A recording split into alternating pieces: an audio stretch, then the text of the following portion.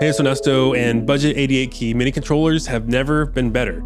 They're not as shiny as premium keyboards, but the gap that separates them feels like it's shrinking. Now they're actually a good option, not just for beginners, but for experienced players too. But with every budget MIDI keyboard, when you take a closer look, you'll find the thing that they had to cut corners on. So when you're picking one, you gotta decide which trade-offs you're okay with. Like maybe you want the cheapest full-size MIDI keyboard.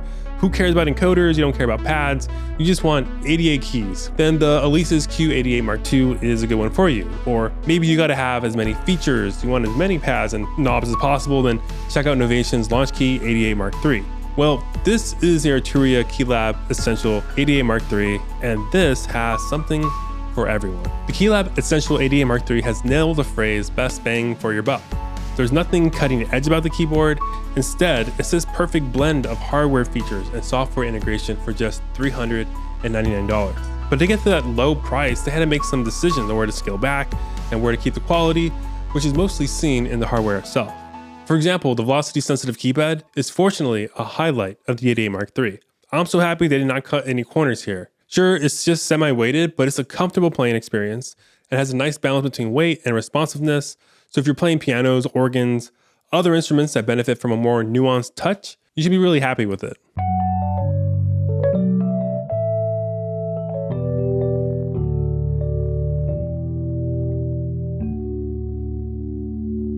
And I know that some of you like the keys to feel good and you like the keys to be quiet. So I can confirm that they do feel good.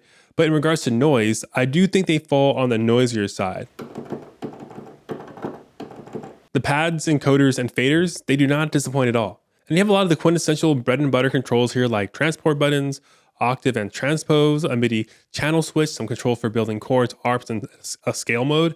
And finally, some buttons that are used with DAW and software integration. I think the buttons could benefit from being a little bigger, but I do appreciate the feel and that they are silent when pressed. You get 8 velocity and pressure sensitive pads. I think they're a great size. They feel so good on the fingers and they're backlit. You can use these to play MIDI notes, trigger clips, or for finger drumming. Your 9 full rotation encoders and faders, these are perfect for controlling your DAW and Analog Lab Pro's volume levels, panning, and effect parameters.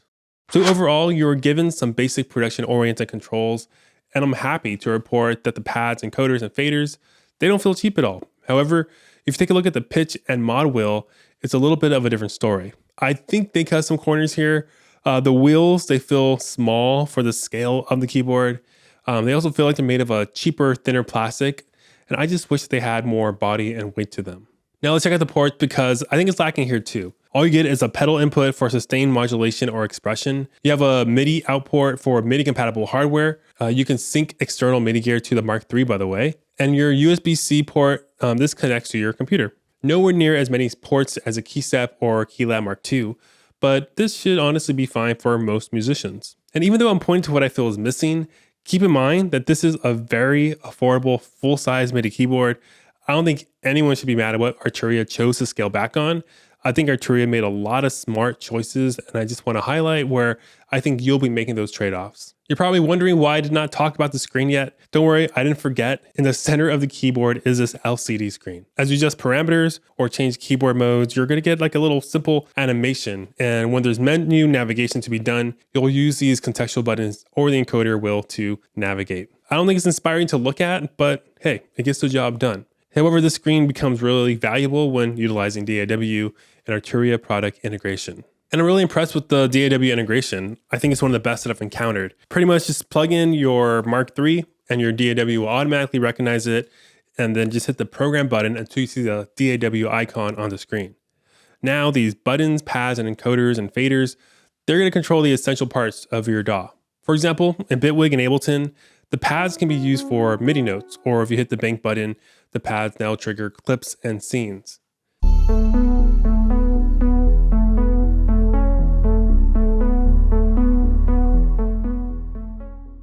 And fun fact, the 9th encoder and fader will always control the levels and panning of your selected track, which I think is kind of genius. There's also some handy quantize, undo, redo buttons, and there's even a save button that will save your project. Sort of like a Command S quick key. Of course, there's a small learning curve and the integration works differently from DAW to DAW, so I'll leave a playlist in the description that shows how to use the Essential Keylab Mark III with your DAW.